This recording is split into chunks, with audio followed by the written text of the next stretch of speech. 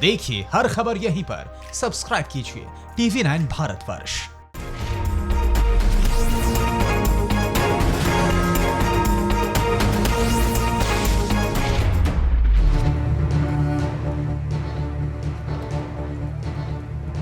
कायदे में रहोगे तो फायदे में रहोगे, हद में रहो, हदें पार मत करो।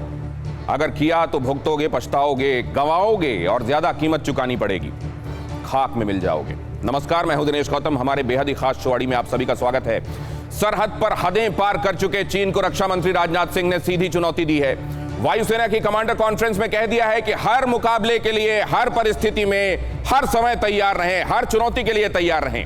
मतलब हिंदुस्तान का यह डायरेक्ट मैसेज है ड्रैगन को, बहुत हो गई बात। आपको आज एक मकड़ जाल दिखाएंगे, कैसे उस जाले में जिनपिंग फंसे हैं, और साथ ही बताएंगे इतिहास में कैद वो सिल्क रूट जिसे देखकर जिनपिंग सीना पीटने लगेंगे। लेकिन उससे पहले इस वक्त की बड़ी खबर, और यह है इस वक्त की बड़ी खबर। LAC पर चीन की बहुत बड़ी चालबाजी। हॉट स्प्रिंग गोगरा में अब भी PLA तैनात। पैंगोंग में चीनी सेना फिंगर 5 से नहीं हटी। सूत्र बता रहे हैं कि दोनों देशों की सेना को 1.5 किलोमीटर पीछे हटना था, लेकिन हुआ नहीं। 30 जून को अस्थायी बफर जोन पर सहमति बनी थी। फिलहाल पेट्रोलिंग सस्पेंड करने पर बात बनी थी, लेकिन पैंगोंग में ऐसा होता हुआ दिखाई नहीं दे रहा है। Satellite image, open source intelligence से आई हुई तस्वीरें इस बात की गवाह हैं।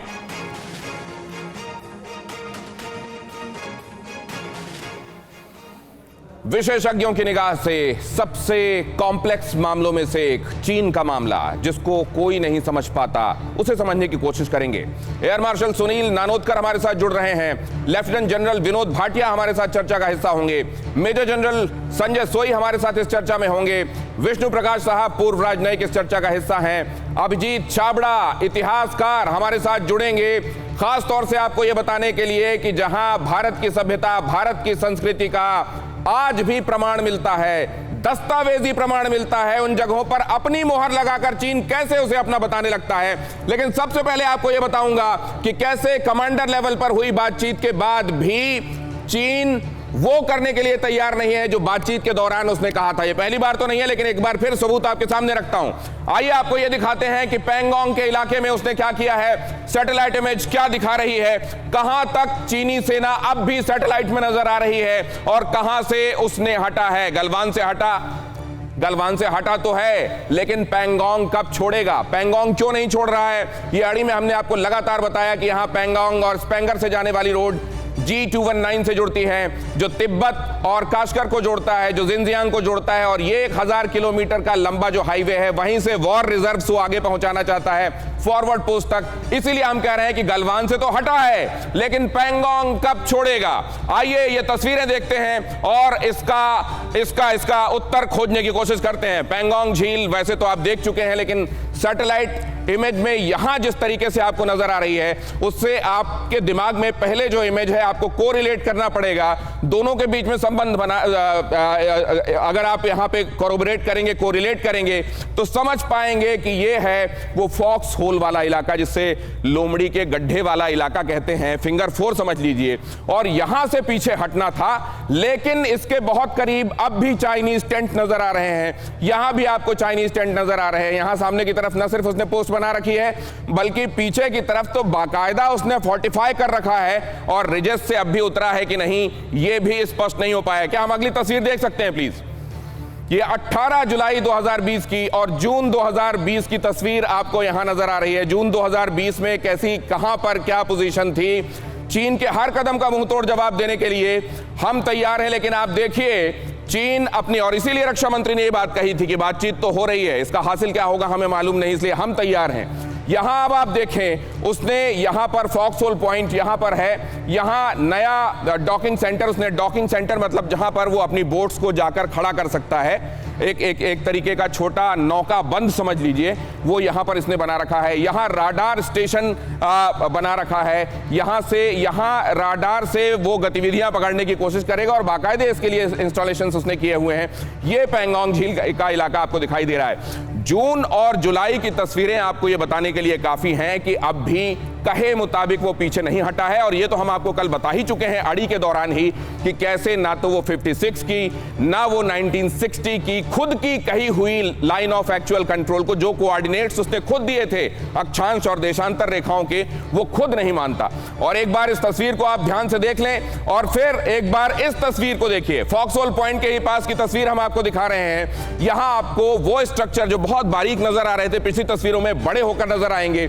यहां पर बहुत क्लियरली आप उनके टेंट्स देख पाएंगे, उनके वॉल्ड स्ट्रक्चर्स देख पाएंगे और आपको यह समझ में आ जाएगा कि कई जगहों पर उसने अपनी तैनाती कर रखी है और यहां से उसकी थिनिंग नहीं हो रही है, वो पीछे नहीं हट रहा है। यहां पर आपको बोट्स जो हमने डॉक पॉइंट बताया था, जो मूरिंग जहां पर वो अपनी नाव को ले जाकर या तो वहां पर किसी एक जगह पर अपना लंगर डालकर उसको खड़ा स्थायी रखता है या फिर डॉक के करीब ले जाकर अपनी नाव को लगा देता है। वहां पर आपको ये देखिए, ये नया ई के आकार का अल्फाबेट ई के जैसा जो आपको स्ट्रक्चर यहां दिखाई दे रहा है, ये नया डॉकिंग पॉइंट उसने बनाया है जहां पर ले जाकर वो अपनी नाव को यहां खड़ा करता है। यहां से अगर आप देखेंगे तो ये जो रास्ता जा रहा है, पहले भी मैंने आपको बताया था, जो ये G219 की तरफ जा रहा है, ये बीच में खुरनाक फोर्ट पड़ता है यहां से करीब 40 किलोमीटर दूर, जो कि असल में हिंदुस्तान के एक राजा का किला हुआ करता था, लेकिन उसे उसने सैन्य बेस में बदल दिया है। खुरनाक फोर्ट की तरफ जाता हुआ रास्ता आपको दिखाई दे रहा है। सोलर पावर सोर्स यहां पर ताकि वो बिजली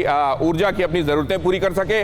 राडार स्टेशन आपको नजर आ रहा है और जैसा मैंने आपको बताया, नौकाएं जो यहां अपनी खास तरह की नाव उसने लगाई हुई है पेट्रोलिंग के लिए, जो हाई स्पीड बोट्स हैं उसकी, वो नजर आ रही हैं। खुरनाक फोर्ट की तरफ जाता हुआ रास्ता 15 जून 2020 की तस्वीरें हैं ये। यहां पर रिपेयर स्टेशन आपको नजर आ रहा है। 8 नावें अगर आप ध्यान से देखेंगे तो ये डॉट्स आपको नाव कहां पर खड़ी हुई है, उसकी बोट्स, पेट्रोल बोट्स कहां पर खड़ी हुई हैं, वो नजर आ रहा है। और ये रुटोक की तरफ जाता हुआ रास्ता है। रुटोक जो कि उसका आर्मी बेस, एक तरीके से बेस सिटी है, उस रुटोक की तरफ जाता हुआ रास्ता, और ये 2 बोट्स दिखाई दे रही हैं। यहां पर जून 2020 15 जून की ये तस्वीरें हैं जहां आपको साफ दिखाई दे रहा है कि उसने इस जगह को, पैंगोंग को खास तौर से रणनीतिक महत्व का समझा है और इसीलिए वो बिल्कुल भी यहां से पीछे हटने के लिए तैयार नहीं है। और इसको लेकर आइए अपने मेहमानों के पास चलते हैं और ये समझते हैं कि क्या पैंगोंग से उसकी नीयत सुधरने का नाम नहीं ले रही है, और अगर ऐसा है तो अब हमारे पास रास्ता आगे क्या बचा हुआ है। सोई साहब, पैंगोंग को लेकर अंदेशा पहले ही था और वो सच साबित हो रहा है। नहीं, बिल्कुल दिनेश, आप सही कह रहे हैं कि जो चाइना ने, शायद जो मेरा अभी जिस तरह चाइना का व्यवहार देख रहा हूँ, चाइना ने दुनिया की चिंता करना बंद कर दिया। एक अजीब से गुरूर में आ गया है चाइना आज। और चाहे वो अमेरिका हो, भारत हो, वियतनाम हो, ताइवान हो, जापान हो, ऑस्ट्रेलिया, उन्होंने दुनिया की शायद चिंता करना, जिसका बहुत बड़ा धोखा खाएगा वो। दूसरी बात कि आज जिस प्रकार ये कार्रवाई कर रही है, 4 बार कोर कमांडर की मीटिंग हो, बहुत हाई लेवल की मीटिंग है, छोटी मीटिंग नहीं है। इस लेवल की मीटिंग पहले नहीं होती थी और ये मीटिंग हुई, वहां पर हुआ कि पीछे हटेंगे और यहाँ पर अभी भी अटका हुआ है। ये उसकी इंटेंशन साफ दिखाती है कि इंटेंशंस ठीक नहीं है, उनके बिल्डअप अभी भी पीछे हैं, ट्रुप्स अभी भी डिप्लॉयड हैं। और आज जो रक्षा मंत्री ने जिस प्रकार बात की कि ये इससे साफ जाहिर है कि भारत इसका मुंह तोड़ जवाब देने के लिए तैयार है। पहले तो वो ये भी इसके लिए भी तैयार नहीं था कि पैंगोंग वाले इलाके पर कोई बात भी करेगा। नानोदकर साहब और हिंदुस्तान के इसरार के बाद और ये कहने के बाद कि अगर पैंगोंग पर बात नहीं होगी तो किसी और जगह पर कोई और बात करने का कोई मतलब नहीं है, और ये भी कि बाकी जगहों पर उसने तैनाती जो की हुई है उससे ज्यादा डबल तैनाती कहा जाता है कि पैंगोंग में उसने की हुई थी। पैंगोंग का महत्व क्या हम भी समझ रहे हैं और इसके लिए हमारी स्ट्रेटजी क्या होनी चाहिए और क्या है, नानोदकर साहब? देखो, पैंगोंग को लेके यहाँ जो कार्रवाई चल रही है उसको पीछे हटना वहां से जरूरी है, क्योंकि उसको वो जो जगह है उसकी स्ट्रेटेजिक इंपॉर्टेंस देखिए आप, कि अगर चाइना वहां से हटता नहीं है और जो वहां से उन्होंने हाईवे का जो काम जो किया हुआ है शुरू, उसको अगर कंप्लीट कर देता है और वहां बैठे बैठे अगर वो हमारे इलाके में गश्त डालने की कोशिश करता है तो देखो आगे जाके उसका स्ट्रेटेजिक इम्पोर्टेंस उस जगह का क्या है, कि पूरा की पूरा सियाचिन को वो कट ऑफ कर सकता है और हमारे जो सप्लाई लाइंस है वहां से जाने वाली, जो जिसके ऊपर हमारे सैनिक जो वहां तैनात है उसके ऊपर पूरी तरह से निर्भर है, उसको डैमेज कर सकता है। तो ये अगर लॉन्ग टर्म हमारे इम्प्लीकेशन देखे जाए इसके तो बहुत है, और उसी की वजह से जो आज रक्षा मंत्री ने जो कमांडर्स कॉन्फ्रेंस के दौरान जो बताया है कि चाइना को वहां से हटना पड़ेगा, चाइना को वहां से हटना पड़ेगा, नानोदकर साहब का कहना है, क्योंकि ये स्ट्रेटजिकली बहुत इंपॉर्टेंट है। सर मैं आपके पास आ रहा हूं, जरा एक बार सारे मेहमानों के पास हुआ हूं, मैं विनोद भाटिया साहब के पास जा रहा हूं। भाटिया साहब, ये बात हम समझ रहे हैं, और अब जबकि बातों की बात पीछे छूट रही है, रक्षा मंत्री फ्रंट पे आ रहे हैं, उनके स्टेटमेंट सब सामने आने लगे हैं कि बातचीत से क्या हासिल होगा मालूम नहीं। आपको लगता है क्या उधर जा रही है बात जो हम नहीं चाह रहे थे कि जाए? देखिए, चाइना के साथ जब भी हमने डील करना है, और मैं एक्सपीरियंस से बता रहा हूँ, बहुत पेशेंस चाहिए होता है डील करने के लिए, और खास तौर से लाइन ऑफ एक्चुअल कंट्रोल में जो गलवान के बाद हुआ, जहाँ पर मार्शल काफी धोखा हुआ, विश्वासघात हुआ, दोनों फौजों के बीच में विश्वास की तो बात नहीं पैदा होती है अभी, तो बड़े ध्यान से, धीरे से, एक लंबा प्रोसेस है, ये लेबरियस प्रोसेस है, इसको फॉलो करना पड़ेगा। डिसीजन प्रोसेस शुरू हो चुका है, ये मैं नहीं कहूँगा इसमें शुरू नहीं हुआ, शुरू हो चुका है। गलवान में हुआ, पेंगोंग त्सो में फिंगर 4 से हटके वो फिंगर 5 पे गया है, तो वेरिफिकेशन होगी, रीवेरिफिकेशन होगी, हमारे सर्वेलेंस होंगे, रेडार्स होंगे, ड्रोन होंगे, तो हमको ये बड़े इस पर धीरे चलना पड़ेगा, और धीरे, लेकिन हमें वहां पर फर्म रहना पड़ेगा। तो अब दो तरह की बातें सर, आपने जो कहा उससे एक इशारा ये मिल रहा है कि हमको रिस्ट्रेन बरतना चाहिए, हमको इसमें पेशेंस रखना चाहिए, क्योंकि चाइना है ही ऐसा कॉम्प्लिकेटेड। आपके पास फिर लौटूंगा मैं सर, बाकी मेहमानों के पास एक राउंड हुआ हूं मैं। विष्णु प्रकाश साहब के पास ये बात लेकर मैं जा रहा हूं, कितना रिस्ट्रेन सर, कितना रिस्ट्रेन बरतना होगा? क्योंकि रिस्ट्रेन तो तब बरता जाएगा जब कुछ कहा हुआ उस पर टिके चीन, वो कहे हुए पर टिकेगा ही नहीं, तो फिर रिस्ट्रेन किस बात का बरता जाएगा सर? इसीलिए रिस्ट्रेन बरतने की जरूरत है, और मैं जनरल भाटिया के साथ पूरी तरह सहमत हूं। चीन ऐसा देश है जिसके साथ हमको, अगर वो चाहता यही है कि हम जल्दबाजी में कुछ करें, और उनके गेम प्लान ये होती है। मैं जब इनके साथ नेगोशिएशन में कई बार बैठा हूं, तो रात को 2-2 बजे तक ये लोग बात करते हैं, दूसरे को थकाने की कोशिश करते हैं। ये बहुत पुराना खेल है, और जैसे आप और हम बात कर चुके हैं, समदरामचुंग वैली का जो मसला था वो 6 साल लगे सॉल्व करने के लिए। तो हमको अपनी चौकसी बरतनी है, हमको अपनी डिफेंस स्ट्रांग रखनी है, और जैसे रक्षा मंत्री जी और प्रधानमंत्री जी कह रहे हैं कि अगर हमारी तरफ, हमारी जमीन की तरफ आएंगे या कोशिश करेंगे तो उसका जवाब मिलेगा। पहले पलकें कौन झपकाता है, शायद यही एक खेल चल रहा है, और जिस तरीके से वो चीजों में बातचीत करके मुकर रहा है या बातें लंबी खींच रहा है, उससे ये लग रहा है कि वो निश्चित रूप से ये चाह रहा है कि हिंदुस्तान की तरफ से जल्दबाजी में कुछ किया जाए, लेकिन हिंदुस्तान इसीलिए धैर्य अभी तक बरत रहा है। आपको अभिजीत नजर आ रहे हैं, अभिजीत इतिहासकार भी हैं और साथ ही वो कमेंटेटर भी हैं, चाइना और भारत के मामलों में खासी पैनी निगाहें रखते हैं। उनके पास मैं जाऊं उससे पहले बता दूं, 6:15 बजे आपको मकर जाल दिखाएंगे जो चीन के इर्द गिर्द बुना जाने लगा है, क्योंकि चीन को शायद अब यही भाषा समझ में आने वाली है। उसके एक्शन का इक्वल और ऑपोजिट, शायद उससे भी बड़ा रिएक्शन हो रहा है। देश एक व्यू बनाने लगे हैं, चक्रव्यूह बनाने लगे हैं चाइना के खिलाफ, उस पर बातचीत होगी।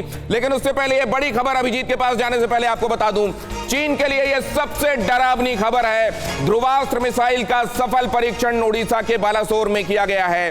15 और 16 जुलाई को यह परीक्षण किया गया। 4 से 7 किलोमीटर तक ये मार कर सकती है। यह ध्रुवास्त्र मिसाइल चाइना के टैंकों को LAC के पास तनाव की स्थिति में तबाह करने का मादा रखती है, और ध्रुवास्त्र से चाइना कांप जाएगा। ध्रुवास्त्र की ताकत और इसका सिग्निफिकेंस समझने के लिए एक क्विक रिएक्शन नानोदकर साहब से लेते हैं। नानोदकर साहब, ध्रुवास्त्र और इसका महत्व।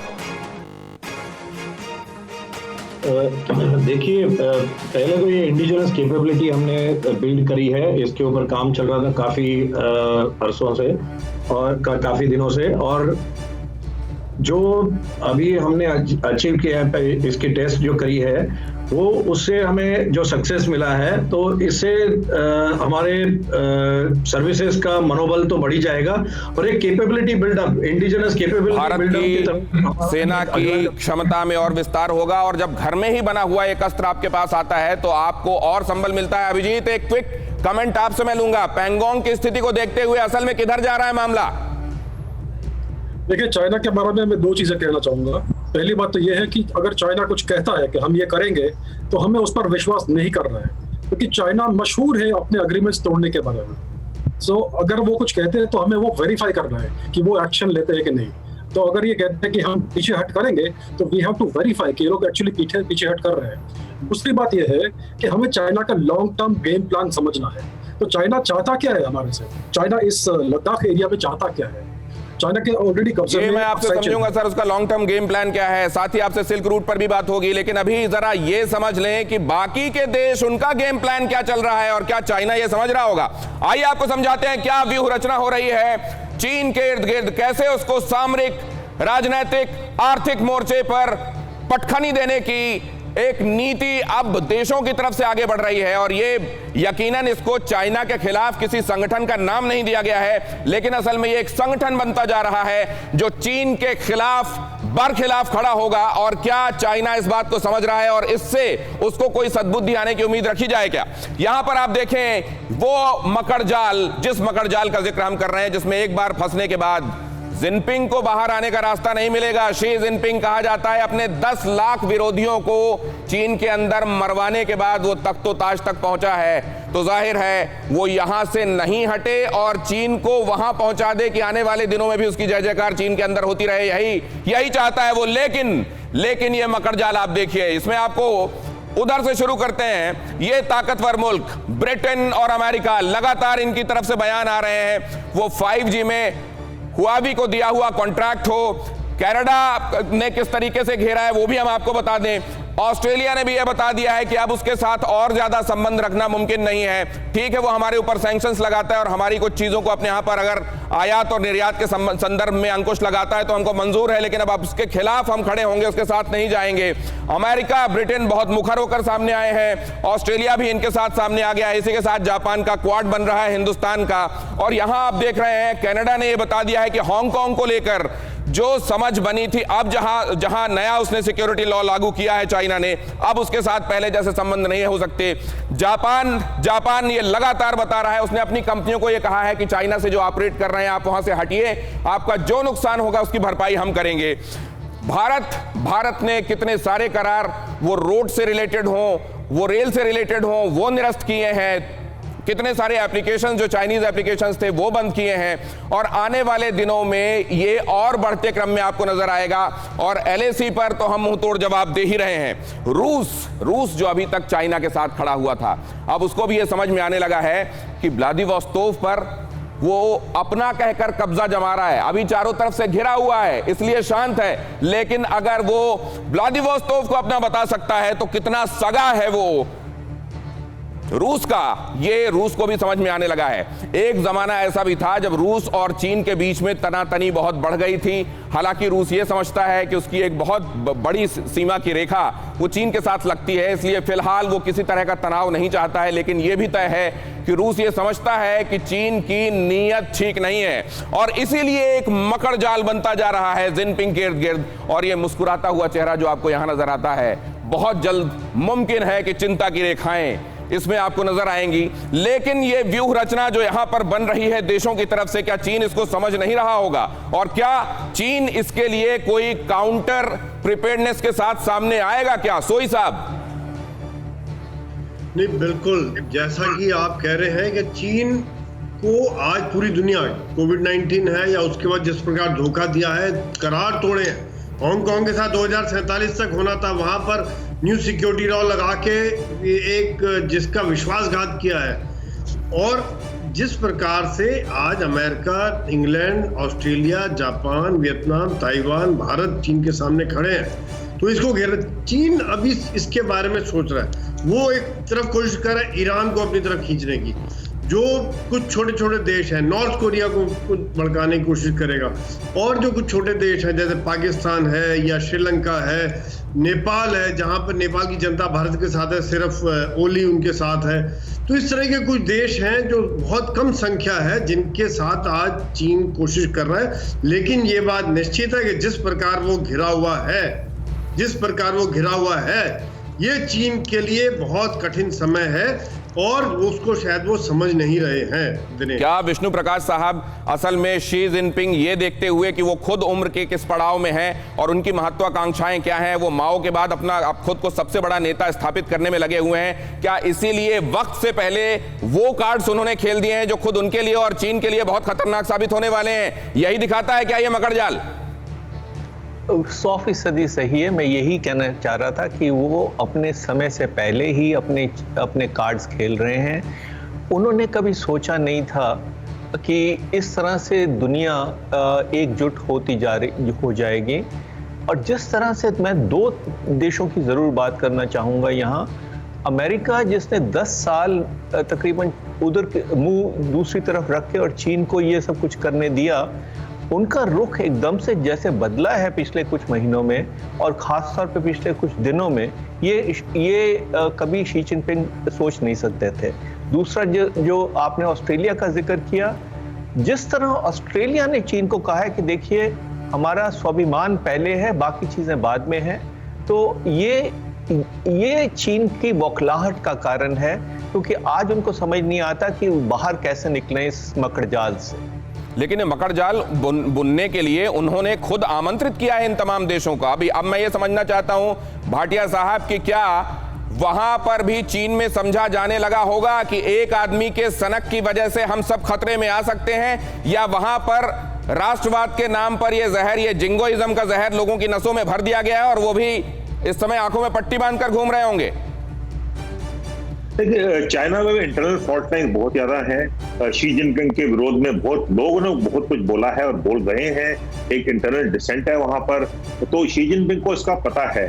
चाइना ने, जैसे कि अभी अम्बेसडर साहब ने बताया, कि एक कोरोना की वजह से, पेंडेमिक की वजह से उसने देखा कि अपॉर्चुनिटी है अपने एक्सपेंशनिस्ट जो उसका इरादे हैं उसको पूरा करने की। चाहे वो साउथ चाइना सी था, ईस्ट सी है, वियतनाम के साथ, फिलीपींस, इंडोनेशिया, मलेशिया और खासतौर से इंडिया के साथ उसने जो कोशिश करी है वो उसको उल्टा पड़ा है।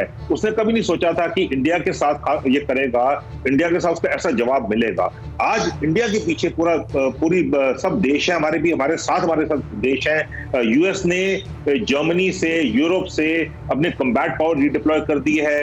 वहां पर अभी एयरक्राफ्ट कैरियर भेज रहा है साउथ चाइना सी में। ऑस्ट्रेलिया जो हमेशा से चाइना के साथ थोड़ा बहुत हिचक के काम करता था, ओपनली उसने बोल दिया है। तो ये काफी सारी चीजें जो हो रही हैं ये हमें देखने को मिल रही हैं और अभी एक मौका है हमारे पास जहां हम चाइना के साथ दृढ़ खड़े रहेंगे। और सर वो किस तरीके से उसने आर्थिक रूप से देशों पर कब्जा करने की कोशिश की है, उसने सामरिक रूप से लोगों को धमकाने की कोशिश की है, उसने जमीनें कब्जाएं हैं, उसने इतिहास को फिर से लिखने की कोशिश की है। हम आगे बताएंगे सिल्क रूट पर, जब 6:30 बजे हम चर्चा करेंगे 6:25 पर, जिस सिल्क रूट को वो इन्वेंट करने की बात करता है, असल में भारत की खोज वो सिल्क रूट बहुत पहले से काम करता आ रहा था, लेकिन अब उसको ओबोर के नाम पर वो अपना मुलम्मा चढ़ाकर सामने रखना चाहता है। यही उसने चंपा सी के साथ किया था, जिसको साउथ चाइना सी कहता है। आपको अभिजीत इस बारे में और ज्यादा विस्तार से बताएंगे, लेकिन अभिजीत आपके पास अभी मकड़जाल समझने के लिए मैं आ रहा हूं। क्या इस मकड़जाल को खुद बुनते हुए शी जिनपिंग को यह समझ में नहीं आया कि वो ये जो 3 कदम आगे और फिर 2 कदम पीछे चलते हैं, इस बार कहीं कदम ही ना काट दिए जाएं? देखिए, शी जिनपिंग और जो चाइनीज कम्युनिस्ट पार्टी है उनको सिर्फ एक भाषा समझती है और ये ताकत की भाषा है। तो ये हर चीज को ताकत के नजरिए से देखते हैं। तो ये हो रहा है। अभी आप मकड़जाल की बात करें तो रशिया की बात मैं करता हूँ। अभी चाइना के नॉर्थ में इतना बड़ा देश है रशिया, और अगर हम सोचते हैं कि रशिया और चाइना का बहुत बड़ा पार्टनरशिप बन रहा है, बहुत बड़ा अलायंस बन रहा है, तो ये सच बात नहीं है। रशिया अभी डेफिनेटली चाइना के साथ थोड़ा बहुत प्ले कर रहा है क्योंकि अमेरिका उसके विरोध में है, लेकिन at the same time Russia ने चाइनीज बॉर्डर पर इसके अंदर मिसाइल्स लगा रखे हैं, न्यूक्लियर पावर्ड मिसाइल्स। सो रशिया डेफिनेटली चाइना को एज ए एनिमी ही देखता है और चाइना सबसे बड़ा डेंजर है रशिया के लिए। तो चाइना पूरी तरह से घिरा हुआ है। अगर आप पूरा साउथ ईस्ट एशिया देखेंगे, इंडिया देखेंगे, यूएस देखेंगे, ऑस्ट्रेलिया देखेंगे। श्योर अभिजीत, आप जो कह रहे हैं रशिया को लेकर, हम क्योंकि ये समझ रहे हैं कि रशिया जो ये कहता है कि एक हमारा दोस्त है लेकिन दूसरा हमारा भाई, वो भाई वही हिंदी चीनी भाई भाई वाला भाई है, वो भी समझता है क्या? रशिया बहुत पुराना खिलाड़ी है इस चीज में। रशिया जियोपॉलिटिक्स बहुत अच्छे से खेलता है। तो रशिया बहुत पुराना खिलाड़ी है। निश्चित रूप से वो ये समझता है कि हिंदुस्तान सदाशय देश है और चाइना एक धूर्त देश है। और इससे पहले कि मैं आगे बढ़ूं, आपको एक बार फिर से बता दूं एक अहम खबर। अमेरिका चीन के बीच चरम पर पहुंच गया है टकराव। वुहान में अमेरिकी दूतावास बंद कर सकता है चीन। अमेरिका के खिलाफ चीन बदले की कार्रवाई कर सकता है। ह्यूस्टन में चीनी दूतावास को बंद करने का आदेश दिया गया था। अमेरिका ने चीन को 72 घंटे का अल्टीमेटम दिया है और इसीलिए बदले की कार्रवाई के लिए वो अमेरिका के दूतावास को बंद कर सकता है।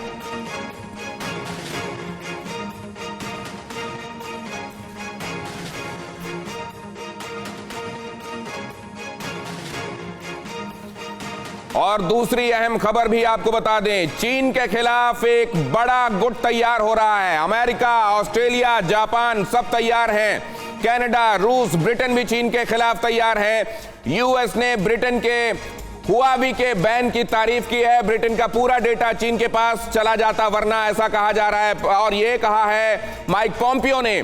तो आप देख रहे हैं किस तरीके से एक पूरा गठजोड़ बनता जा रहा है चीन के खिलाफ। और ये गठजोड़, इस पर मैं चर्चा करूं, एक सवाल के साथ इसको समाप्त करूंगा और उसके बाद आगे बढ़ता हूं। मैं जरा ये समझ लेना चाहता हूं कि क्या ये गठजोड़ अब यहां से लॉन्ग टर्म के लिए बनता दिखाई दे रहा है? नानोदकर साहब, देखो, ये कोई परमानेंट गठजोड़ नहीं कह सकते इस वक्त पर, लेकिन ये बहुत स्ट्रांग गठजोड़ जो अभी बना है वो चीन को टैकल करने के लिए है और पूरी दुनिया की ताकतें अभी एक हो रही है। तो आप कह रहे हैं कि फिलहाल है ऐसा, लॉन्ग टर्म में होगा ऐसा कोई गारंटी नहीं है। मैं जरा अभिजीत से ये समझ लूं, अभिजीत, कौन खड़ा हुआ है चाइना के? आपने रशिया को माइनस कर दिया, क्या नॉर्थ कोरिया है, ईरान है, टर्की है, पाकिस्तान है, क्या ये कंट्रीज हैं क्या उसके साथ?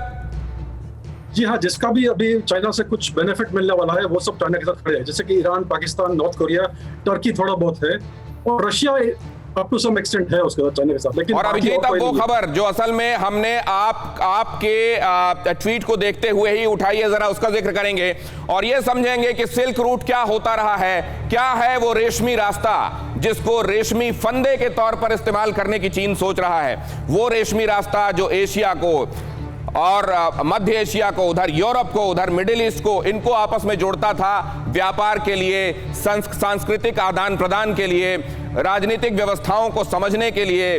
उस रेशमी रास्ते को कैसे अपना बताते हुए रेशम का फंदा तैयार कर रहा है one belt one road project के तहत, और जिसमें किसी को कर्ज देकर, किसी को धमकाकर वो वहां से रास्ता निकालना चाहता है और कह रहा है कि ये तो मेरा खोजा हुआ रास्ता है और इसमें जो सामने जो सहयोग नहीं करेगा उसे मिटा दिया जाएगा। 43 अरब डॉलर, अमेरिकन डॉलर उसने लगाए हैं, इसमें बहुत बड़ा पैसा लगा दिया है और अब उसको ये लग रहा है कि पोस्ट कोविड कहीं उसका ये पैसा डूब ना जाए, शी जिनपिंग के दिमाग की उपज कहीं उसी पर भारी ना पड़ जाए। देखिए जरा क्या है वो सिल्क रूट।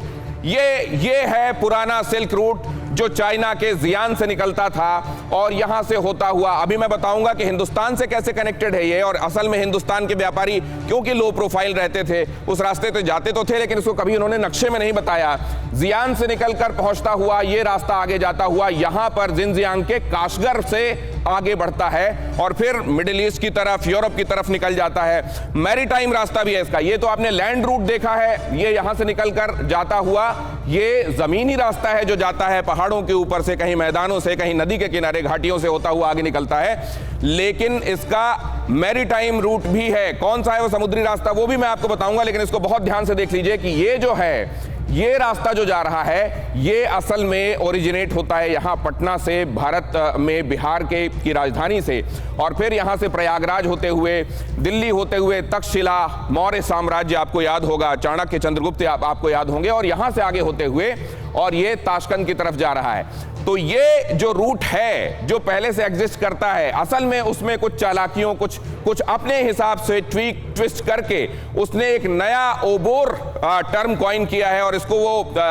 एग्जिस्टेंस में लाने की कोशिश कर रहा है। और इसी चक्कर में उसने बहुत सारे मुल्कों की या तो सीधे सीधे गर्दन दबोची है या उनको अपरोक्ष रूप से अपनी कॉलोनी बना लिया है, कर्ज के बोझ तले दबा दिया है। वो कर्ज लौटा नहीं सकते, अब उनकी जगह को खुद इस्तेमाल कर रहा है।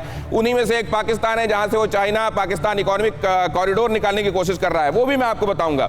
लेकिन इसके बाद अगली तस्वीर आप देखिए और अगली तस्वीर आपको बताएगी कि समंदर में सिल्क रूट, पुराना सिल्क रूट कहां से होकर गुजरता रहा है।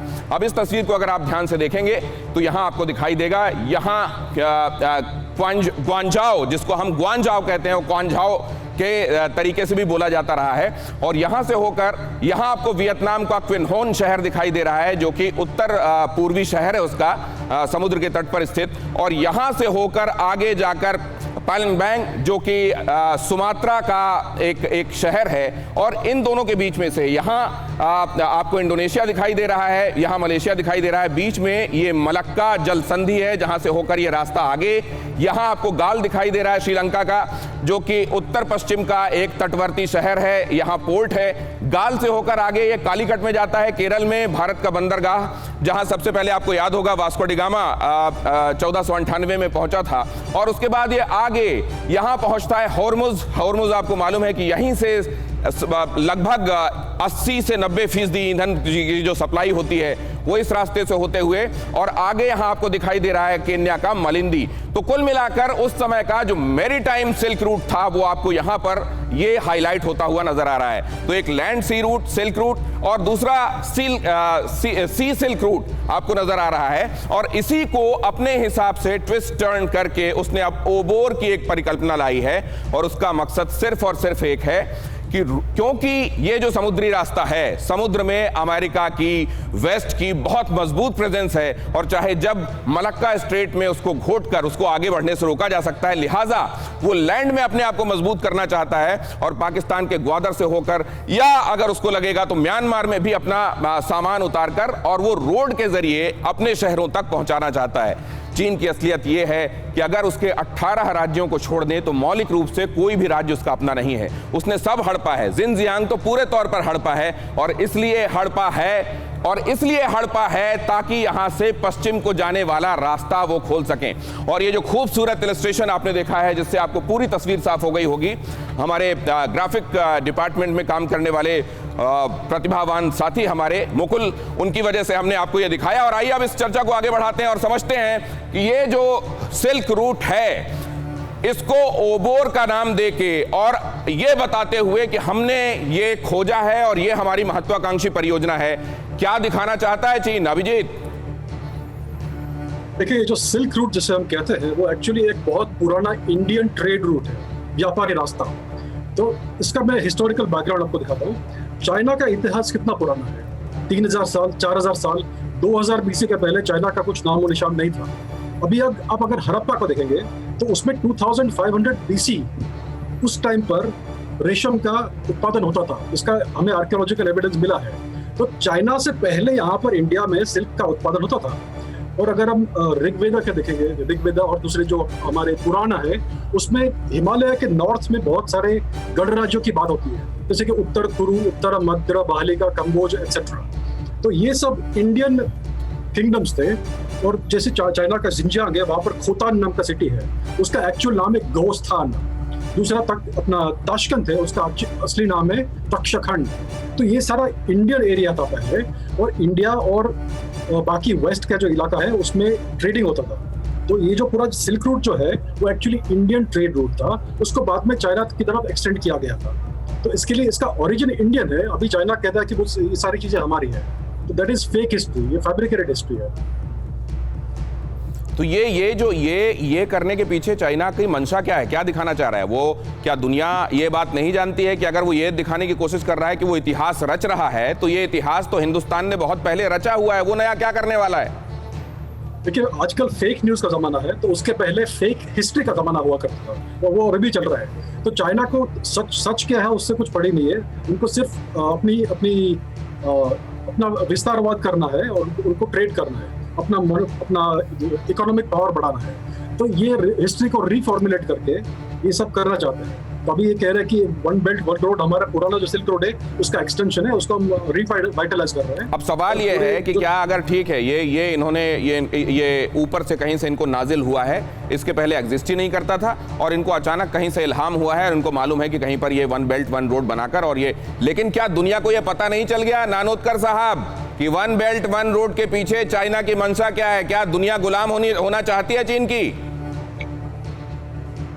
इसका एक बहुत बड़ा महत्व है कि ईस्ट में चाइना लैंडलॉक्ड है, और वहां से जो बंदरगाह में उनको एक्सेस मिलेगा, उनका इकोनॉमिक जो उनका एजेंडा है उसको ड्राइव करने के लिए हर तरह से उसको ओपन करने के लिए ईस्टर्न रूट से लैंडलॉक उसको कंडीशन से बाहर आने के लिए, उसके लिए ये महत्वाकांक्षी प्रयास है चाइना का। तो इसमें कोई दोहराया नहीं है तो कि क्या हम ये समझें सर आपसे, मैं इस बात को आगे, ये महत्वाकांक्षी अगर है, क्या पोस्ट कोविड, पहले भले लोग उसके साथ कोऑपरेट करने के लिए तैयार हों, लेकिन पोस्ट कोविड क्या उसकी ओबोर के रास्ते में अब अड़चने दिखाई दे रही हैं सर? बिल्कुल बिल्कुल दिखाई दे रही है। देखो, उन्होंने चारों फ्रंट्स खोल के रखे हुए हैं सबके खिलाफ, और उसका असर तो उन पे जरूर होगा, असर पड़ेगा। मैं इस बात को लेकर अब भाटिया साहब के पास जा रहा हूं। भाटिया साहब, क्या यही ओबोर चीन के लिए आने वाले दिनों में, वहां के बैंक्स के लिए आने वाले दिनों में बैड एसेट साबित होने वाला है? हो सकता है यही दिवालिया करा दे चीन को। बिल्कुल, देखिए, जो ओबोर है सिर्फ भारत ने ही उसका विरोध किया है, बाकी ने उसका विरोध नहीं किया। आज जो है चाइना की जो 3 pronged स्ट्रेटेजी है, सबसे पहले इकोनॉमिक स्केल में उसने डेट ट्रैप है, उसने लोगों को डेट दे के उनको खरीद रखा है। दूसरा वो वुल्फ डिप्लोमेसी कर रहा है, वो तीसरा वो मिलिट्री कोरिसिव स्ट्रेटेजी कर रहा है। इंडिया एक ऐसा देश है जो उसने बिल्कुल सामना करा है, बिल्कुल बीआरए का, ओबोर का, हमने बिल्कुल उसको नकार दिया है, और उसके साथ में हमारे पास कोई ऐसे कमेंट इसी पर मैं सोई साहब का ले लेता हूं, वक्त की कमी है आप, और मैं ये अनुरोध करूंगा कि आप मेरी मजबूरी समझेंगे। सोई साहब, मैं ये समझना चाहता हूं कि क्या पाकिस्तान भी बहुत जल्दी पछताने वाला है? वहां टिकटॉक वगैरह का विरोध तो शुरू हो गया है। नहीं, बिल्कुल आप सही कह रहे हैं। जिस प्रकार चाइना ने सीपैक का धोखा देकर और ग्वादर पोर्ट के ऊपर कब्जा कर लिया, जिसका पाकिस्तान को कोई फायदा नहीं होने वाला, और पैसा दे के पाकिस्तान एक तरह से आज चीन की कॉलोनी बन चुका है। Free, there are no free lunches and free dinners in this world. ये अब बहुत जल्दी पाकिस्तान को भी समझ में आएगा। विष्णु प्रकाश साहब के पास मैं चलूंगा अपने एक दर्शक का सवाल लेकर। रजनीत कुमार कहते हैं भारत को वन चाइना पॉलिसी को नहीं मानकर तिब्बत का खुला समर्थन करना चाहिए। विष्णु प्रकाश साहब, आपकी राय? देखिए, तिब्बत 70 साल से चीन ने हथियाया हुआ है, और जो जिस तरह से उन्होंने तिब्बत में बदलाव किया है, वो हकीकत ये है कि उसको बदलाव को रद्द करना मुश्किल है। पर वन चाइना पॉलिसी को हम दोबारा देख सकते हैं, और देखना चाहिए हमको, क्योंकि अगर वो वन इंडिया पॉलिसी नहीं समझते तो हम वन चाइना, अगर वन इंडिया पॉलिसी वो नहीं मानते तो हम वन चाइना पॉलिसी क्यों ढोते रहेंगे? हम अगले सवाल की तरफ चलते हैं। एक बात ये भी देखने वाली है, नितिन कह रहे हैं, नितिन कौशल, कि अमेरिका अब की बार चीन को छोड़ने वाला नहीं है, और वो भी सभी जगह से घिर गया। ये देखते हुए अब चीन के सामने एक ही स्थिति है, मरो या मारो। कुल मिलाकर चीन अब अपने बनाए हुए जाल में बुरी तरह से फंस गया है, उसे सजा भुगतनी होगी। ये मकड़ जाल जिसका जिक्र हम कर रहे थे, अभिजीत, ये मकड़ जाल से संबंधित ही सवाल है। क्या अब कोई पीछे हटने का रास्ता नहीं है चीन के पास? वो इतना आगे बढ़ गया है, मरेगा वो या मारेगा? चीन के पास अभी भी अपॉर्चुनिटी है पीछे हटने का, लेकिन मुझे लगता नहीं कि शी जिनपिंग वापस पीछे हटने वाला है, क्योंकि अगर वो पीछे हटेगा, लेकिन शी जिनपिंग अड़ियल टट्टू हैं। अगला सवाल है आशुतोष कुमार। गलवान में चीन की गद्दारी के पलट के बाद अब भारत ही अंकुश लगाने के लिए काफी है।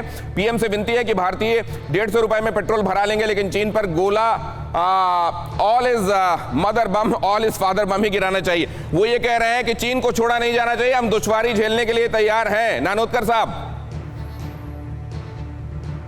जनरल भाटिया ने जो कहा था कि पेशेंस रखना जरूरी है चीन के साथ जब आप डील करते हो, तो वो बहुत ही महत्वपूर्ण स्टेटमेंट जनरल भाटिया ने जो किया है, उसके ऊपर सबने ध्यान देना चाहिए कि ये अभी की जो परिस्थिति है उसको एस्केलेट करने की जरूरत नहीं है हमारी तरफ से।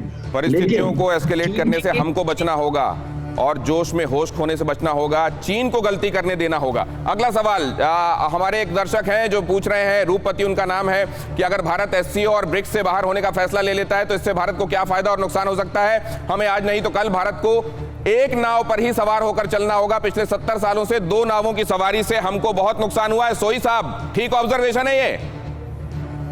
नहीं, बिल्कुल सही कह रहे हैं कि क्योंकि अगर भारत ने करना है तो भारत अपने हिसाब से चलेगा। जो भारत के फायदा है, जो नेशनल इंटरेस्ट है, भारत का देश हित है, वो सबसे ऊपर आता है। बाकी सब चीजें बेमानी है। नहीं तो क्या हमको अपना जो कंपस है उसको रीसेट करना पड़ेगा फिर से? भाटिया साहब, क्या चीन और पाकिस्तान को लेकर हमको रीसेट मारना पड़ेगा अपनी नीतियों में? बिल्कुल हमको रिसेट करना चाहिए। और चीन जो है वो एक प्राइमरी थ्रेट है, हमारे दरवाजे पे है, और पाकिस्तान जो है उसका जरूरी फायदा उठाएगा। एक कोलैबोरेटिव अप्रोच है, पॉलिसी अप्रोच है, हमको उसकी तैयारी करनी चाहिए और तैयार है हम उसके लिए, हम सक्षम है। हमें मान के चलना कि हम सक्षम है और हमें तैयारी करनी चाहिए पूरी तरह से। लेकिन क्योंकि हम किसी को विश्वास नहीं करना चाहिए, अपने विश्वास करना चाहिए, अपना भरोसा होना चाहिए, खुद पर भरोसा करना चाहिए। बहुत धन्यवाद आप सभी मेहमानों का वक्त निकालकर अड़ी में आज का हिस्सा बनने के लिए, बहुत शुक्रिया। और कहते हैं चिराग तले अंधेरा होता है, यही दिखाई दे रहा है चीन के संदर्भ में। अगर वो कर्म की थ्योरी समझता और ये समझता कि किया हुआ वापस आता है और भुगतना पड़ता है, तो ये नहीं करता जो वो कर रहा है। अड़ी क्योंकि हमें है देश की पड़ी। आज के लिए इतना ही।